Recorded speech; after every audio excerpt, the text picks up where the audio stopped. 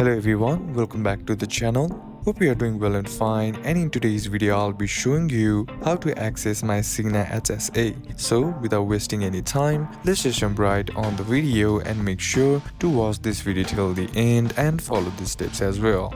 In order to access your Cigna HSA, what you need to do first is head over and open up your Cigna app, and then once you're inside, be sure to be logged into your account by simply tapping on the login and entering your credentials, then once again tapping on the login on the bottom. Then once logged into your account, what you need to do is go to the spending account section and select your health savings account. Then inside, click visit your HSA bank to manage your account, and this will take you to the HSA Bank Webster Bank portal where your HSA is administered. Now within the portal, you can manage your account 24/7 with the key features that includes viewing balances and transactions, paying bills and reimburse yourself, then link external bank account by simply going to the profile, then banking or cards to add and verify an external account for direct transfers. You can manage a debit card as well, and then view print tax forms and statements via statement and notifications. So these are a couple of steps that you can apply, and that's it for today's video guys. Hope this video was useful to you. Leave a like if it did, comment down any questions that you have, and see you soon on the next one.